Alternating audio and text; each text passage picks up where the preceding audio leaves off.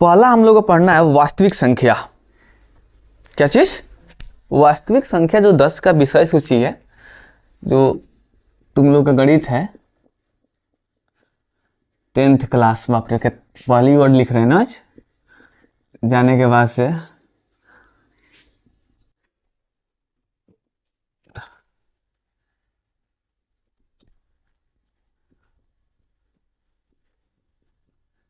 वास्तविक संख्या। अच्छा, वास्तविक संख्या 9th में कौन कौन पढ़ा है? 9th में कोई वास्तविक संख्या पढ़ा है?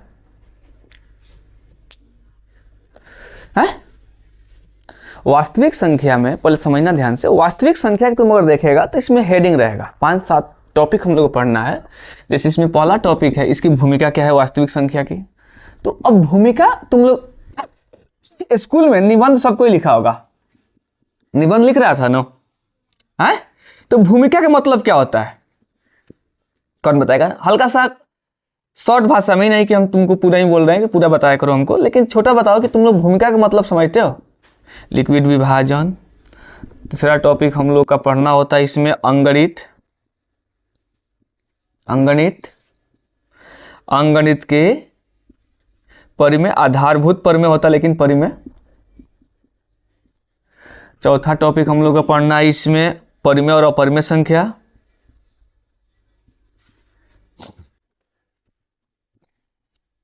परिमेय और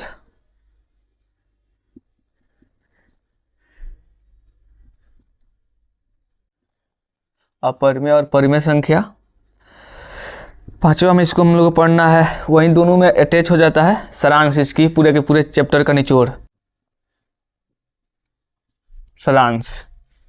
तो ये हम लोग का हेडिंग पढ़ना है। एक में इसमें देखना है, पांचवा में जो होता है ना, यह परिमेय एक अलग पढ़ना है पार्ट में, अब प्लस यह अलग है, एक अलग इसका चैप्टर एक्सरसाइज है, लेकिन हम दोनों एक ही में लिख दिए। ये टॉपिक हम लोग को इतना पढ़ना होता है। पहले तुम ये चीज बताओ, वास्तविक संख्या समझते हो? संख्या समझते हो? जैसे अगर हम बात करते हैं तो सबसे छोटी अंक की हम बात करते हैं, सबसे, अगर जो मैथ है सबसे छोटा चीज क्या है? सबसे छोटा डिजिट है जो अंक है। तो अंक हमारा 0 से लेकर कितना तक होता है? 9 तक होता है। जो टोटल संख्या कितने होते हैं? 10 गो होते हैं। 0 से लेकर 9 तक जो होती है हमारी अंक होती है। यह अंक से हम क्या बनाते हैं? संख्या।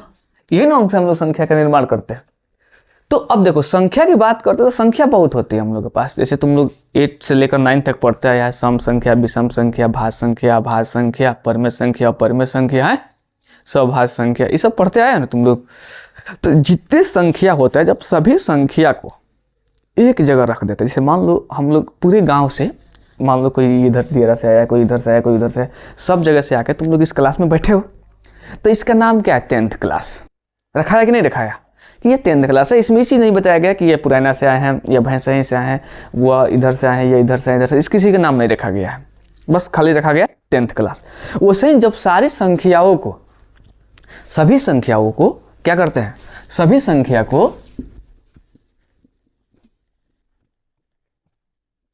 को एक साथ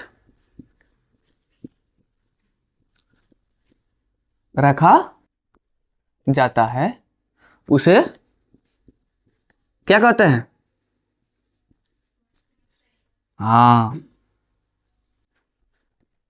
वास्तविक संख्या कहते हैं। अब हमको लगता है कि याद हो गया होगा, उसे क्या कहते हैं? वास्तविक संख्या। सभी संख्याओं के समूह को एक साथ, सभी संख्याओं के समूह को हम क्या कहते हैं? वास्तविक संख्या कहते हैं। तो अब वास्तविक संख्या में कौन कौन आ सकता है? परिमेय से लेकर अपरिमेय तक लेकर, पूर्ण से लेकर पूर्णांक से लेकर पूरे E to Z सारी संख्या आ जाते हैं तुम्हारे, तो उसको वास्तविक संख्या कहा जाता है। कोई डाउट? अब हमको लगता है समझ में आ गया होगा। वास्तविक संख्या किसे कहते हैं? संख्याओं के समूह को। वास्तविक संख्या में कौन सी संख्या आ सकती है? सभी, जितने संख्या है, सभी क्या आ जाएंगे? जैसे विद्यार्थी में जितने लोग पढ़ते हैं तो सबके सब क्या हो गए? विद्यार्थी हो गए ना। जितने लोग पढ़ रहे हैं सबके सब क्या है? विद्यार्थी है। वैसे ही जितने संख्या है सबके सब क्या है? अब हमको लगता है परेशानी नहीं होगा।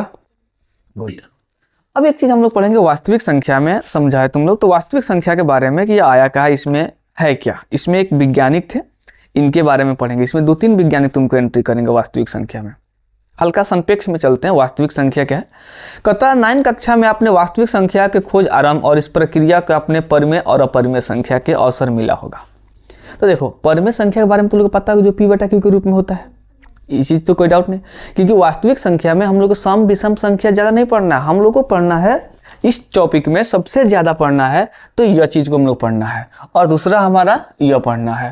अंकगणित आधारित परिमेय पर ज्यादा नहीं रहते हैं, बेसिक करके ये 2 टॉपिक को हम लोग को इसमें पढ़ना होता है इस चैप्टर में वास्तविक संख्या में। क्योंकि तुम लोग बाकी पीछे से पहले से पढ़ के आए हो कि ये पूर्ण संख्या कहते हैं, इसे पूर्णांक संख्या कहते हैं। झूठ-मूठ के हम लिखवाए थे, टाइम पास करने से कोई फायदा है नहीं। तुम लोग तो पता होगा ना कि लिखवाएं, सम संख्या आता है ना, विषम संख्या, पूर्ण संख्या, पूर्णांक संख्या, ये सब आता है कि नहीं आता है? हाँ या ना बताओ भाई। तो ना लिखवाते हैं उसको, चल जाएगा ऐसे डायरेक्ट। क्योंकि देखो सब कुछ एकदम इतना डीप में मत चलो। ऐसा नियम नहीं है कि हमने 9 छोड़कर 10th में एंट्री कर गए तो हम शुरू से लिखे एकदम कि इसे अंक कहते हैं, इसे सम संख्या कहते हैं, इसे विषम। यह क्या है यार, तो 9th में पढ़ के तभी किया है। अब तुम करे क्या, जैसे नोट्स बनाओ, मान लो पहला वीडियो है, पहला ही क्लास है, पहला दिन का 2026 का पहला क्लास है, पहला वीडियो है, तो तुम करो नोट्स बनाओ। कैसे नोट्स बनाओगे ना आज के जो पढ़ाएंगे तुम वीडियो के, ये तुम्हारे कॉपी पे होना चाहिए। तो सबसे पहले तुम ऐसे ही लिखोगे वास्तविक संख्या की भूमिका, लिक्विड विभाजन, अंकगणित के परिमेय, परिमेय और अपरिमेय और उसकी सारांश, ये तो हमारा टॉपिक हो गया। फिर लिखेंगे वास्तविक संख्या किसे कहते हैं, संख्याओं के समूह को क्या कहते हैं, वास्तविक संख्या कहते हैं। वास्तविक संख्या में कौन कौन सी संख्या आती है, वास्तविक संख्या में कौन कौन सी संख्या आती है। तब उसके बाद से सम संख्या, विषम संख्या, परिमेय संख्या, अपरिमेय संख्या, पूर्ण संख्या, पूर्णांक संख्या, ठीक है, इसको लिखेंगे इत्यादि। समझ में आ रहा है। और तब फिर अगर तुम्हारे पास समय होगा, चाहोगे कि तुमको नहीं हमको याद है तो लिखना चाहते हो तो लिख सकते हो कि सम संख्या किसे कहते हैं, विषम संख्या किसे कहते हैं। नहीं तो कहेगा तो लिखवा देंगे अभी डायरेक्ट है, लिखवाइए करें। चलो ठीक है, तो थोड़ा सा हल्का पढ़ा देते, तब उसके बाद से टॉपिक शुरू करें। थोड़ा सा अपना बुक के अंदर के बारे में बता देते हैं, उसके बाद से फिर तुम लोग को पूरा लिखवा देते हैं, कोई बात नहीं। तो हम लोग 9th क्लास में बाकी संख्या के पढ़ के आए थे। तुम लोग देखा होगा वास्तविक जो संख्या उठा रही थी, तो एक लड़की थी, वो एक अंक उठा रही थी, झोला में रख रही है। 9th के मैथ के पहले टॉपिक है, वो उठा रही है और संख्या को रख रही है। तो वो कौन सी संख्या रख रही थी, तो वो पूर्णांक संख्या रख रही थी। ये 2 संख्या रख रही थी, पूर्ण और पूर्णांक संख्या रख रहे थे। इसमें हम लोग को जो उठाना होता है, इसमें उठाना है परिमेय संख्या और अपरिमेय संख्या, 2 चीज को उठाना होता है। तो तुम लोग परिमेय संख्या इसी सीखा है बाबू कि जो p/q के रूप में हो और q डू नॉट बाई 0 के रूप में हो। ये चीज हम लोग सीखे हैं। ये मतलब ये कहना चाहते हैं या 1/0 नहीं हो सकते हैं, भले 0/1 हो सकते हैं। यह परिमेय संख्या का रूप है। लेकिन वही अपरिमेय संख्या में तुम लोग गया होगा तो रूट में मान होगा इसका, ये न है जिसके ऊपर कोई बार लगा हुआ, जैसे मान लो 1.2 के ऊपर एक बार लगा हुआ है, मतलब ये 2 बार आएगा। तो इस तरह की संख्या हम लोग पढ़े हुए, यह अपरिमेय संख्या का रूप है। तो इस दोनों संख्या के बारे में आना है, मतलब इसको रिसर्च करना, हम लोग को पढ़ना है, जांचना है, इसको प्रूफ करना है। आज 10 के बोर्ड में बहुत VIP सवाल रहता है इसमें एकदम। अगर वास्तविक संख्या पढ़ते हो, सिर्फ 10 के बोर्ड में मैथ में 90+ नंबर लाने के लिए 5 चैप्टर बहुत है। 5 चैप्टर लगातार, 5 चैप्टर वास्तविक संख्या। यहां से देखो कौन कौन सा सबसे बेस्ट होता है।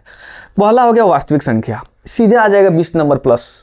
बहुपद, 2 चर वाले देखिए समीकरण छोड़ भी देते हो तो द्विघात, समांतर श्रेणी, और फिर एक के लिए 8 नंबर में त्रिकोणमिति परिचय। यह 5 चैप्टर के तुम पढ़ लो, बाकी प्रोबेबिलिटी 90+ नंबर आता है। 5 चैप्टर 10 के पढ़कर, बाकी कुछ नहीं। तो इसका क्या मतलब है बाकी लोग नहीं पढ़े? नहीं, ऐसा कुछ नहीं है, पूरे बढ़िया से पढ़ो। फिर वही इंटर में जाओगे तो सबका मिश्रण मिलेगा, तो ध्यान से। तो वास्तविक संख्या के बारे में हम लोग कहते हैं कि अनुच्छेद धनात्मक और ऋणात्मक 2 गुणांकों के आरंभ करेंगे, लिक्विड विभाजन एलोग्रेथियम से। अब एक तुमको नया चीज मिला होगा, 9th में इनके चर्चा नहीं सुना होगा। इनके बारे में तुम 9th में जानते हो थे? नहीं जानते थे, 10th में जानना है। लिक्विड विभाजन एलोग्रेथियम के थ्योरी से तुम लोग HCF आता है, ये HCF पर रिसर्च किए थे। किस पर? HCF पर, मसा पर। मसा निकालने के लिए बारे में बताए थे हम लोग। जो पहले से जितना मसा सीखे हैं ना, उस मसा निकालने की विधि में और इसमें अलग है। ये हम लोग ट्री मेथड से निकालेंगे लोग, मतलब गुणाखंड की विधि से। पहले हम लोग मौसा, जैसे मान लो तुमसे हम बोल देते हैं कि 10 ओवर 15 का मौसा निकालो, तो तुम लोग क्या करेगा, ऐसे कर देगा 10 हो गया और ये 15 हो गया, ऐसे करके हम लोग मौसा निकालना शुरू कर देते थे, ये ना प्रक्रिया करते थे। लेकिन एलोगैरिथम थ्योरी से इसे हम लोग नहीं निकालेंगे, इसको एक ट्री के रूप में काम करेंगे। किसके रूप में? ट्री के रूप। जैसे मान लो ये 15 है, तो ये 15 को हमको यहाँ से आएगा, तो इसे फिर इसको हम लोग फैक्टर के रूप में तोड़ेंगे, फिर इसको एक फैक्टर के रूप में तोड़ेंगे, यह अलग अलग बक्सों के रूप में ये टूटेगा, गुणाखंड के रूप में टूटेगा। ठीक है, उस तोड़े हम नहीं, ऐसे उसको दिखाए तुम लोग को। आप समझ में आ रहा है? तो यह हम लोग अलग प्रक्रिया से इसको इसमें सीखेंगे एलोगैरिथम थ्योरी से। अब देखना एलोगैरिथम थ्योरी क्या है। सॉरी, एलोगैरिथम थ्योरी कहाँ गया? हाँ, एलोगैरिथम थ्योरी। जैसे कि नाम ने विदित होता होगा कि लिक्विड विभाजन एलोगैरिथम पूर्णांक विभाजन किसी रूप में संबंधित है। साधारण भाषा में कहा जाए तो एलोगैरिथम के अनुसार एक धनात्मक पूर्णांक को किसी अन्य धनात्मक पूर्णांक से इस प्रकार विभाजित किया जा सकता है जो शेष क्या प्राप्त हो जा सकता है? आर प्राप्त होता है। जैसे कहना चाहते हैं किसी धनात्मक पूर्णांक को, जैसे मान लो 20 ले लेते हैं, एक धनात्मक पूर्णांक संख्या है, किसी दूसरे धनात्मक पूर्णांक से, चलो किसको ले लेते हैं, 15 ले लेते हैं, धनात्मक पूर्णांक है, इसे अगर विभाजित करते हैं तो 1 बार में 15, तो 5 आ गया, तो 5 क्या आ गया? रिमाइंडर आ गया। तो कहते हैं कि एलोगैरिथम थ्योरी से ये चीज कहते हैं कि किसी धनात्मक पूर्णांक से विभाजित करते हैं तो हमें रिमाइंडर भी क्या मिलेगा? धनात्मक मिलेगा। कोई डाउट? समझ में आ रहा है? अब ये देखो क्या कहता है इसमें, एक चीज और, जो कि b से छोटा होगा। ये कहना चाहते हैं कि जो a, या इसमें a में हम विभाजित कर रहे हैं किससे? b से। तो b से जब विभाजित करेंगे तो जो r हमें प्राप्त होगा, स्मॉल r रहेगा, वो क्या हो जाएगा? b से क्या रहेंगे? छोटा रहेंगे। तो इसे तुमको देखने को मिलेगा, b जो रहेगा r से क्या रहेगा? बड़ा नहीं रहेगा। हो, अगर छोटा हो जाएगा तो कटेगा ना, है? अरे आर ना छोटा रहेगा तबे ना रिमाइंडर बचेगा। कहा कौना दुनिया में जी रहा है सब रे भाई। आप सुनना ध्यान से। अब अधिकतर लोग शायद परिमाण करने के या समझने में बहुत सरल है, परंतु पूर्णांकों के विभाजन, पूर्णांक किसे कहते हैं पता है? पूर्णांक किसे कहते हैं बाबू? पूर्णांक संख्या, पूर्णांक संख्या किसे कहते हैं? पूर्णांक संख्या जिसमें धनात्मक और ऋणात्मक होती है, यही ना होता है। जैसे मान लो 0 से रहते हैं और इधर दाएं तरफ जाएंगे तो धनात्मक रहेगा और बाएं तरफ आएंगे तो ऋणात्मक। जैसे मान लो -1 -2 डैश डैश, इधर 1 2, जिसमें धनात्मक और ऋणात्मक संख्याओं के समूह होते हैं उसे क्या कहते हैं? जिसमें सभी संख्याओं के समूह होती है उसे क्या कहते हैं? वास्तविक संख्या। थोड़ा सा ये सब बोला करो, ये सब काम का चीज होता है। कहते हैं दूसरी ओर अंकगणित आधारित प्रमेयों के संबंध में धनात्मक, नहीं कुछ छूट गया क्या जी?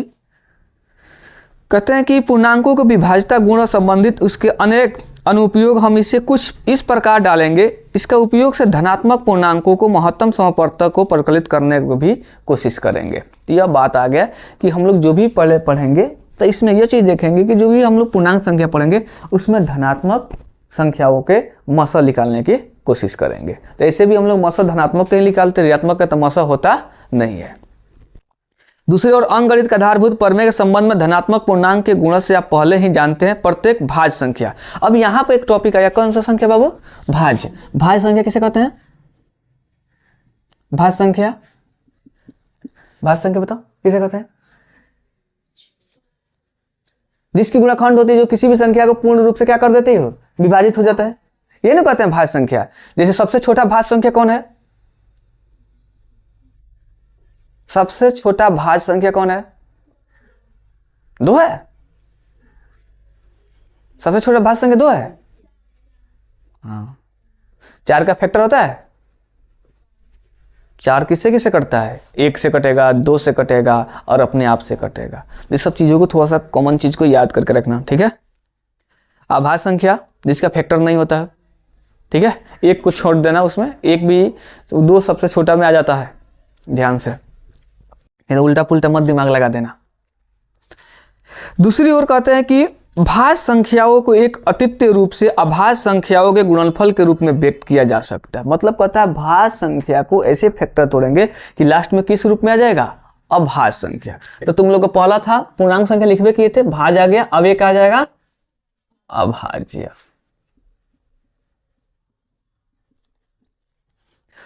कहते हैं यह महत्वपूर्ण अंकगणित के आधारभूत परिमेय है। इसे परिमाण से हमको समझने में बहुत सरल है, परंतु इसे गणित के क्षेत्र में बहुत व्यापारिक और सार्थक अनुप्रयोग है। अंकगणित के आधारभूत परिमेय के दो मुख्य उपयोग देखेंगे। मुख्य दो उपयोग कौन कौन सा होता है भाई, देखना इसमें तुम लोग को मिलेगा। तो हम पहला इसका पहला प्रयोग 9th क्लास में अध्ययन में की हुई संख्या, जैसे कहता है √2 √3। अच्छा ऐसी संख्या कौन है, √2 क्या है, कौन सी संख्या है, √3 ये कौन सी संख्या है बाबू, बताओ। तुम लोग हमारे पास 8 से पढ़ रहा है, हम 8 में भी पढ़ाए थे उस चीज को। 8 के मैथ में कुछ सिखाए थे कि हम लोग जिसके फैक्टर तोड़ जाते हैं, पूर्ण रूप से विभाजित होते हैं, वर्ग होते हैं, वो तो हमारे परिमेय संख्या होता है। जैसे यही √4 होता तो 4 का वर्गमूल क्या है, 2 है, तो ये परिमेय संख्या हो गया। लेकिन इसका वर्गमूल नहीं ना होता है, 2 का वर्गमूल नहीं होता, ये पॉइंट में आता है, इसका वैल्यू एग्जैक्ट नहीं निकाल पाते हैं, ठीक है, इसका वैल्यू एग्जैक्ट नहीं होता तो ये क्या हो जाते हैं, अपरिमेय संख्या होते हैं, अपरिमेय संख्या, ध्यान रखना इसको। कहते हैं कि हम किसी भी परिमेय संख्या को या अपरिमेय संख्याओं को खोजने का कोशिश करेंगे। कहता है परिमेय संख्या मान लीजिए P/Q के रूप में, और Q डू नॉट बाई क्या है, 0 है।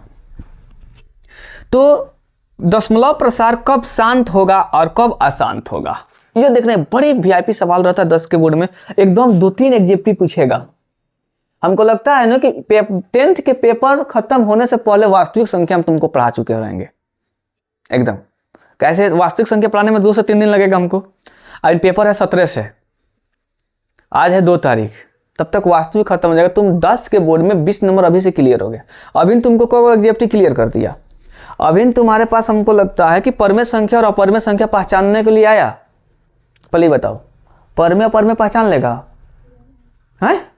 लेकिन जो अब की जो पढ़ा रहे हैं, यह शांत और अशांत, यह देखना, शांत और एक होता है अशांत, ये 2 ही टॉपिक इसमें दिया है, शांत दिया था और एक दिया है अशांत दिया है।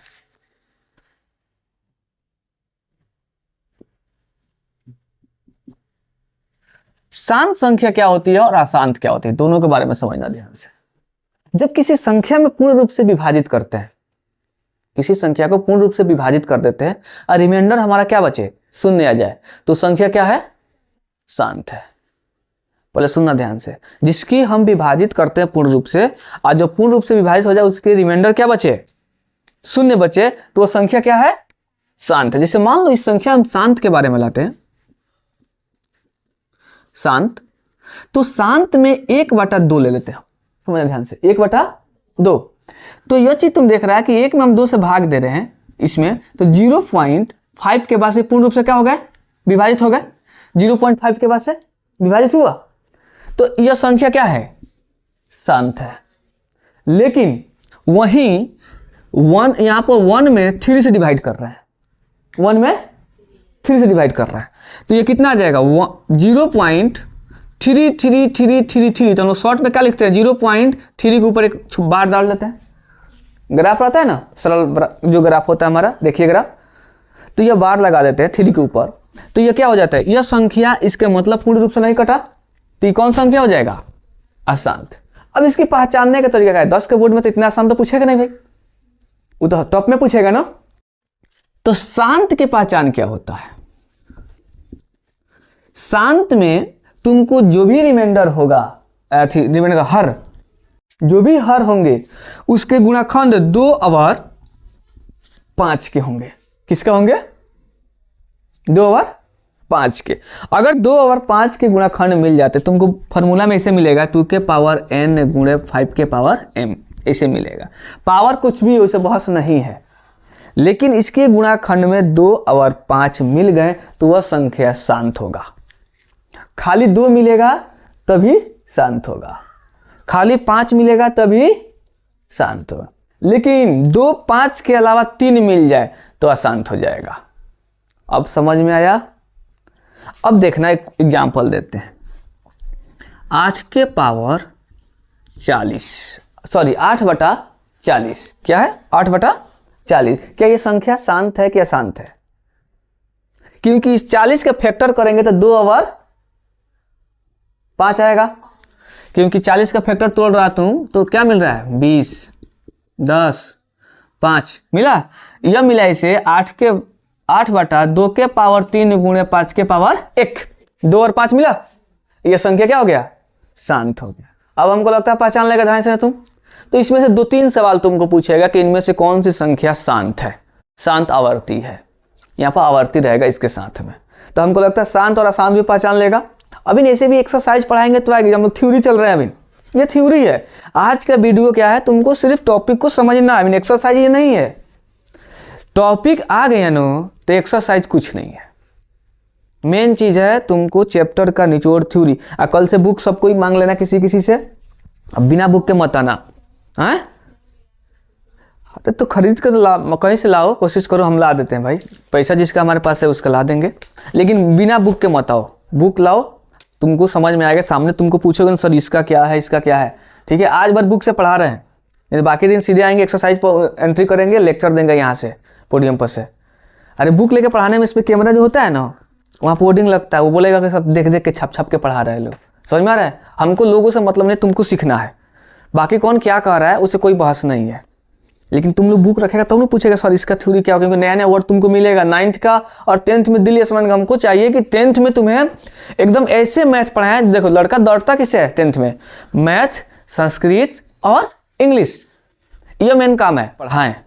तब तक इतने आसान में पढ़ा दें कि तुम्हें लगे कि हाँ 10 का मैथ कुछ नहीं होता यार, सभी हवा बनवा के डरवाता है। लो एकदम इजी में जाओ, पूरे इजी। तो हमको लगता है कि यह भी तुम्हारा क्लियर हो गया लिक्विड विभाजन का अंगगणित आधारित पद में और अपद में। अब कहते हैं लिक्विड विभाजन के पद में क्या है, उनके थ्योरी क्या है लिक्विड विभाजन में। हल्का देखना इनके बारे में क्या पढ़ते हैं हम लोग। कहते हैं कि निम्नलिखित पहेली पर विचार कीजिए। अच्छा पहेली किसको आता है? पहेली मतलब होता है बुझावल, समझते हो ना, बुझावल को पूछा जाता है वो पहेली होता है। तो लिक्विड विभाजन के एल्गोरिथम के थ्योरी में ये चीज हम लोग का है कि वो पहेली के माध्यम से समझाए थे। ये HCF को क्या बनाए थे? पहेली के माध्यम से।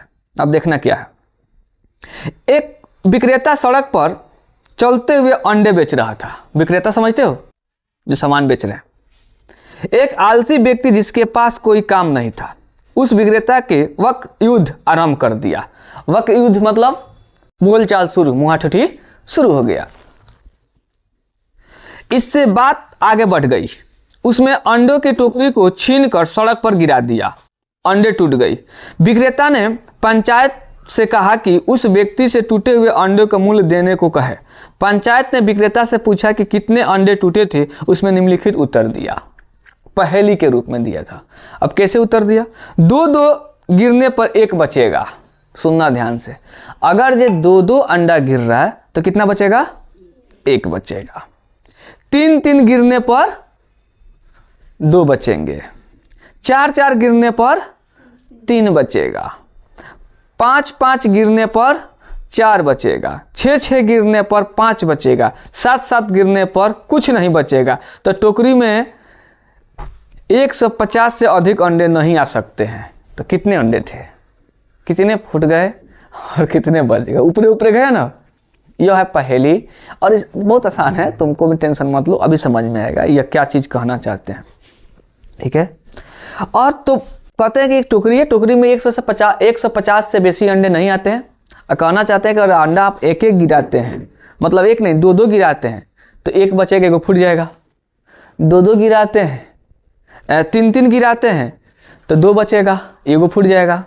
अगर जो 4-4 गिराते हैं तो 1 फूट जाएगा, 3 बचेगा। 5-5 गिराते हैं तो क्या हो जाएंगे? 4 बचेंगे, 1 फूट जाएगा। ऐसे ही करते करते जाते हैं, लेकिन टोकरी में 150 से बेसी अंडे नहीं आते। तो बताइए कितने फूटे और कितने बच गए? तो अब देखना फिर लेखक और पंचायत में लोग क्या करते हैं। कहता है कि कितने अंडे थे, आइए इस पहेली के हल करने का प्रयत्न करें। मान लीजिए कि अंडे की संख्या A है। ये मिटा दे बाबू।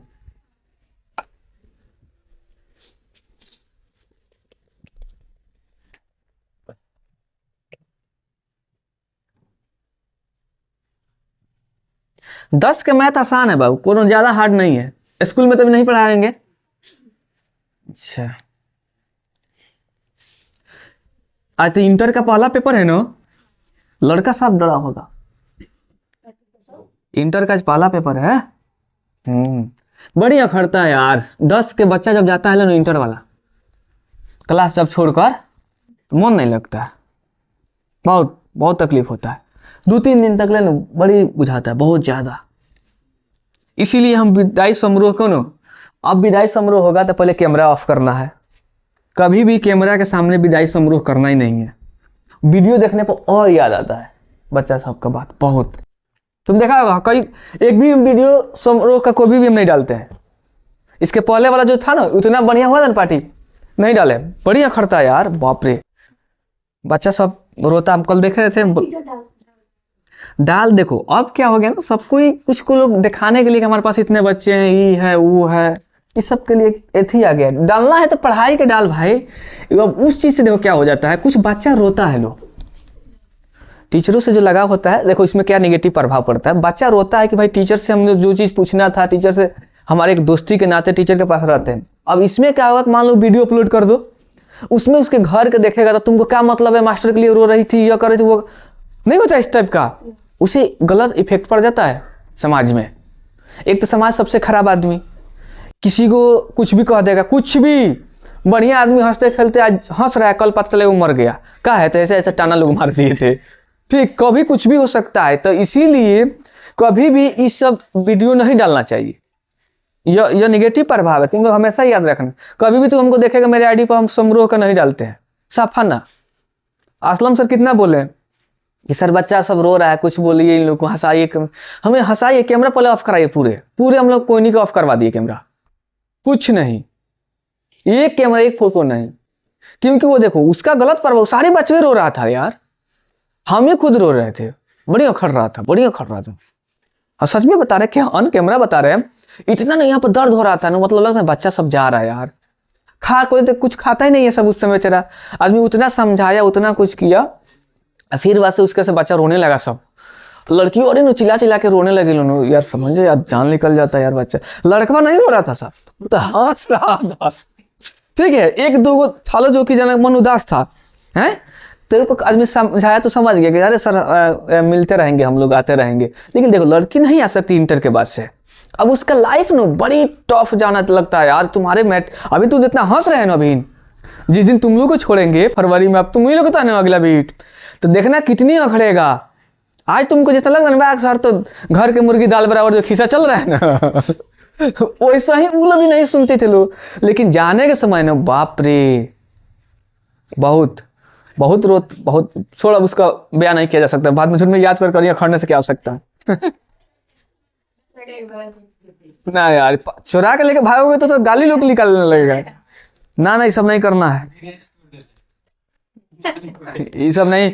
चलो सुनो, आवाज बंद करो, चल बाबू देखना इधर, इस पहली पे एंट्री करते हैं। ठीक है, तुम लोग के समय, विदाई के समय आगे से हम झगड़ा करना शुरू कर देंगे, क्योंकि झगड़ा रहेगा तो अंदर तक भाग भाग भाग यहाँ से, भागो यहाँ से ठीक है, नहीं होता है यार। हम कई साल से हम सोच रहे हैं कि जब भी विदाई का नौबत आएगा ना तो आदमी झगड़ा कर लेगा, लेकिन होता नहीं। सबसे ज्यादा हमको ना इन लोग को विदाई कर रहे थे 2022-16 सन के, कोरोना काल था, कोरोना काल एग्जाम था उस समय, कोरोना काल के समय में इन लोग को विदाई करना था। इतने अखड़ रहा था हमको। एक तो आदमी घर में रहता है, कोचिंग तो चलता नहीं था उस समय, कोचिंग मेन टूटा कब से, कोरोना काल से बहुत लोग बन गए और कितना लोग टूट गए, जैसे हम लोग टूट गए और कितना लोग यूट्यूबर बन गए। तो कोरोना काल के बेरा हम लोग इन लोग को छोड़ने को मन नहीं करेगा भाई, एग्जाम और इतना बढ़ जाता है कि इन लोग के साथ मन लगता था, पढ़ाने में टाइम निकलता था।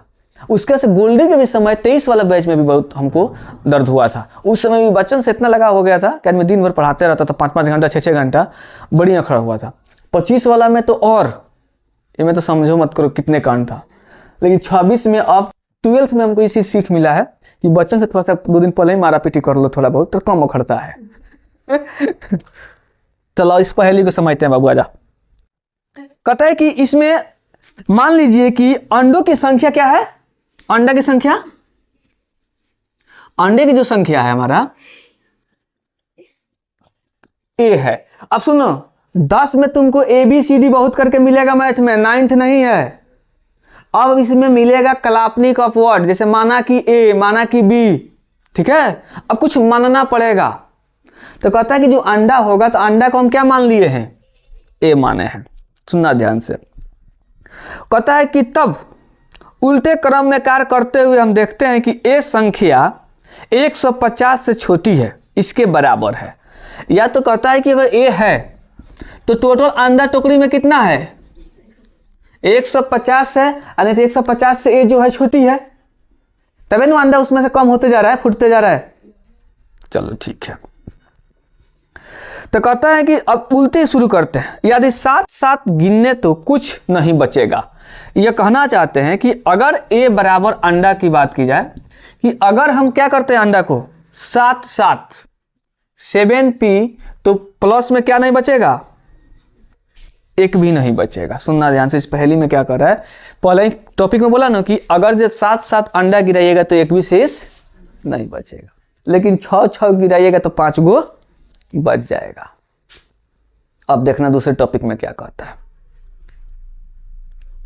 P क्या है, P यहां पर P को 7p कहां से आया था, P एक प्राकृतिक संख्या है। P क्या है, प्राकृतिक संख्या है। ठीक है, ऐसा उल्टा पुल्टा मत दिमाग लगाना कि P क्या हो गया। P को एक प्राकृतिक ऐसे लिखा था ना, प्राकृतिक ऐसे पूरा प्राकृत भाग रहे क्या लिख रहे हैं भाई, प्राकृत संख्या है। फिर कहते हैं यदि 6 गिनने पर कितना, 6 गिनने पर कितना बचेगा बाबू, यहां पर एक नाम चेंज कर देते हैं, क्यू कर देते हैं, कितना बचेगा रिमाइंडर में 5। यहां पर क्यू क्या हो जाएगा, P एक प्राकृतिक है तो क्यू क्या हो जाएगा, प्राकृतिक संख्या है। कोई डाउट। अब अगला टॉपिक देखना, कहते हैं कि 4 अगर ये कितना गिने, 4 नहीं 5 ना, 6 के बाद से 5 आएगा, 5 गिने तो कितना बचेगा रिमाइंडर, तो ऐसे यहां पर क्या है, प्राकृतिक संख्या होगा, कोई भी हो जाएगा, 2 3 4 5 कुछ भी हो जाएंगे ना, जरूरी नहीं है। ऐसे एक पहेली को समझाने को थ्योरी बता रहा है यह, हाँ इस टाइप को ना तुमको लिखने की कोई जरूरत नहीं है, आपको ये हम थ्योरी पढ़ा रहे हैं। आज का जो वीडियो है ये डेमो क्लास है। डेमो क्लास समझते हैं कि 10 के पहला मैथ, पहला टॉपिक, पहला चैप्टर, अब इससे आपको इंटरेस्ट आना चाहिए, नहीं तो अभी हार्ड लगा तो सिर पटक के कहिएगा हमको 10 नहीं पढ़ना है, ठीक है, सीधा ही भाग जाइएगा। इसलिए आपको आज थोड़ा सा कष्ट नहीं उठाना है।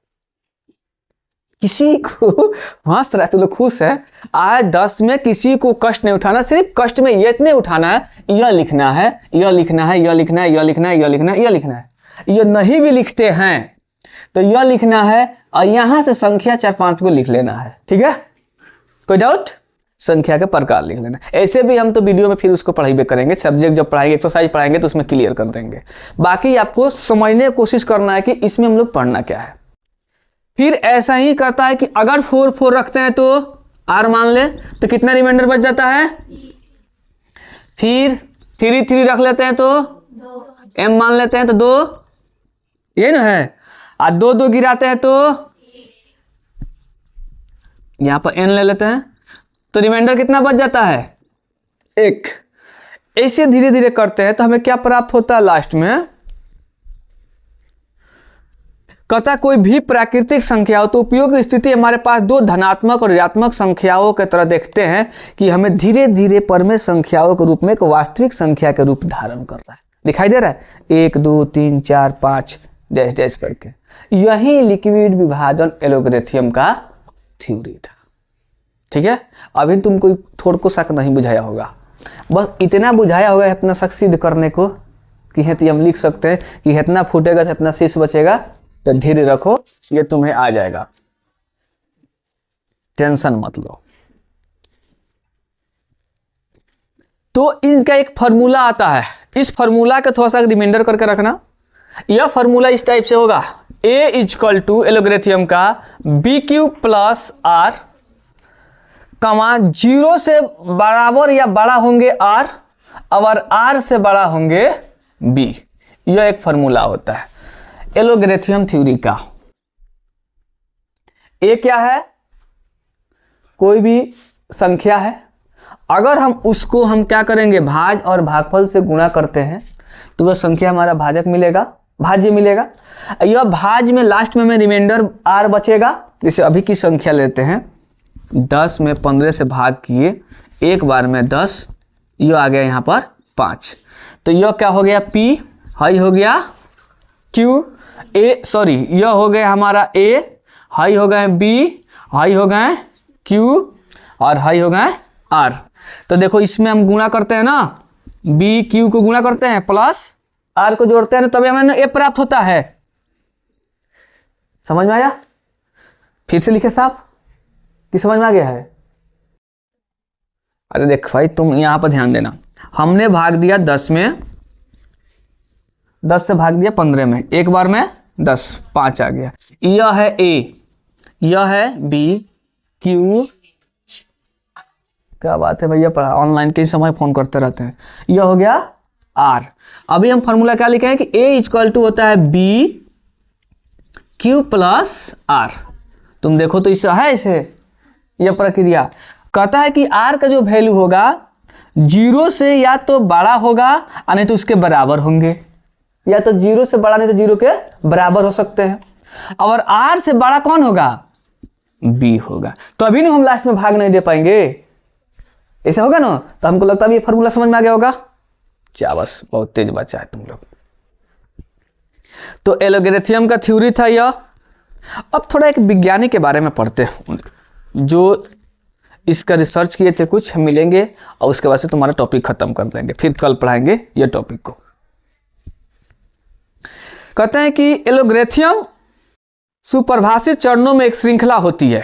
क्या होती है? एक श्रृंखला का निर्माण। श्रृंखला तुम्हें समझता होगा, एक स्ट्रक्चर बनते जाता है जैसे गुणाखंड की तरह, जो विशेष प्रकार के समस्याओं को हल करने की प्रक्रियाओं को विधि प्रदान करती है। शब्द एलोगैरिथम 19वीं शताब्दी में एक फारसी गणितज्ञ, कौन थे? फारसी गणितज्ञ। जैसे लिपि उपि तुम लोग पढ़ेगा तो सही लिपि में आते हैं। ठीक से बैठो, ठीक से बैठो, आगे बैठो सर, इधर खास को, इधर खास सर, साइड में और इधर, शर्म नहीं आ रहा, आगे बैठ रहे हो यार। समझ जाना, कैमरे के सामने पढ़ाते हैं, कुछ भी बोल देंगे, शब्द भाषा अपलोड कर देंगे वीडियो, लगेगा झेलने से। 19वीं शताब्दी में एक फारसी गणितज्ञ अल कहते हैं ख्वारिज़मी के नाम से लिया गया था। अल ख्वारिज़मी, ध्यान से, एक ये वैज्ञानिक थे गणित के। कहते हैं कि ख्वारिज़मी के नाम से लिया गया था। वास्तव में शब्द अलजेब्रा भी इन्हीं की लिखित पुस्तक, अलजेब्रा तो लोग पढ़ा होगा, 6 क्लास से अलजेब्रा मिलता है, a + b का होल स्क्वायर, जो अलजेब्रा के अंतर्गत में आते हैं। अलजेब्रा की लिखित पुस्तक हिसाब अल जबर और अल मुकाबला से लिया गया था। ये देखो ये किताब है, ये टॉपिक जो है इसमें थोड़ा सा पढ़ना है। इनका देखो ये सब अरबिक शब्द है और फारसी से ये सब है, तो फारसी का जो वर्ड होता है थोड़ा सा टेढ़ा होता है। जब मैथ में इनको बारे में थोड़ा सा लिखा है, इनका सब किताब लिखा जाता है। जैसे कि तुम लोग गांधी जी किताब लिखे हैं, डॉक्टर भीम अम्बेडकर किताब लिखे हैं, तो ये गणित वाले भी अपने अपने थ्योरी लिखते हैं, जो किताब लिखे थे। जैसे इनका अलजेब्रा जो बुक लिखा गया था, तो अलजेब्रा कहाँ से लिया गया था? तो अलजेब्रा लिया गया था, एक अलजेब्रा शब्द इन्हीं की लिखित पुस्तक से लिया गया था। इस पुस्तक का क्या नाम था?